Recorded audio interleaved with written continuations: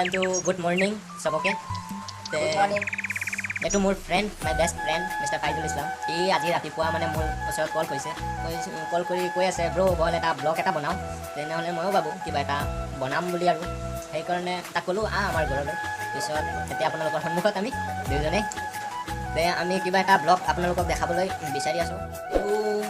YouTube channel এটা আমি এইমাত্ৰ খুলিলোঁ।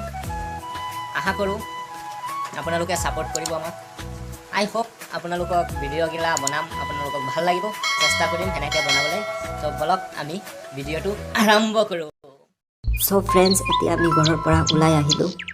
এতিয়া আপোনালোকক দেখাম আমাৰ নগাঁও তিনিচুকীয়া গাঁওখন।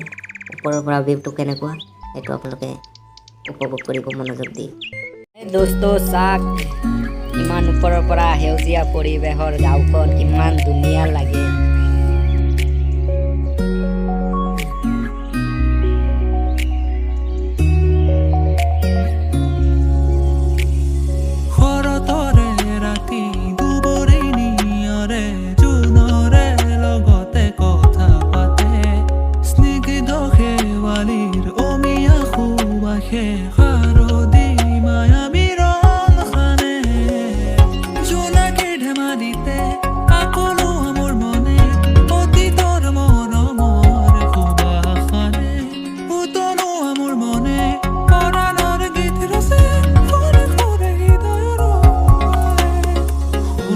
হেই দোস্ত, আমাৰ গাঁৱৰ ওপৰৰ ভিউটো কেনেকুৱা পালে কমেণ্ট কৰি নিশ্চয় কৈ দিব কমেণ্ট বক্সত।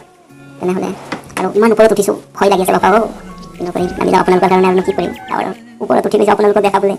অ'কে, বলক আমাৰ পিছৰখিনি দেখাওঁ। চ' ফ্ৰেণ্ডছ, এতিয়া আমাৰ গাঁৱৰ কৃষি কাৰ্যকলাপসমূহ দেখুৱাম, মনোযোগ দি উপভোগ কৰিব। ব্লগ रुको जरा सबर करो।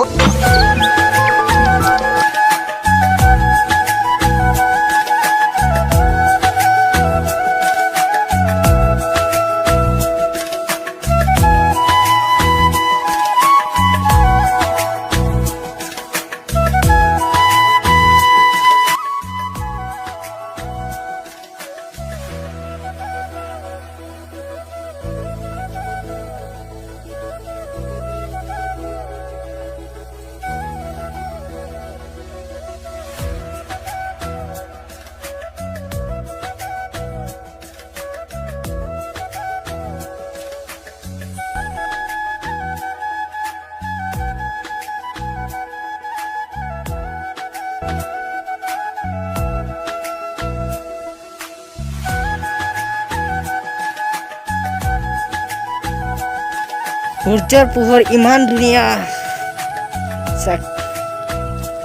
5টা বজাত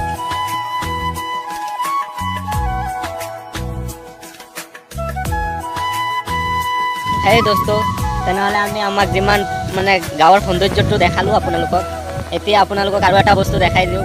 এই চাওক, অলপমান দেখা গৈছে চাগে, মোবাইল ভিডিঅ'টো বনাই আছোঁতো সেইকাৰণে দেখা পোৱা নাই। এই চাওক, ধুনীয়াকৈ দেখা গৈছে, ৰং দেনো উঠিছে আমাৰ গাঁৱত নীলা সৌন্দৰ্য চাই মনটো ভৰি গৈছে। আৰু আজি আবেলি আহিলোঁ, আহি কিনি ইয়াত দেখা পালোঁ ইমান ধুনীয়া, আৰু বহুত ভাল লাগিছে মনটো। হ'লে আপোনালোকে আমাৰ চেনেলটো ছাবস্ক্ৰাইব কৰিব, লাইক কৰিব।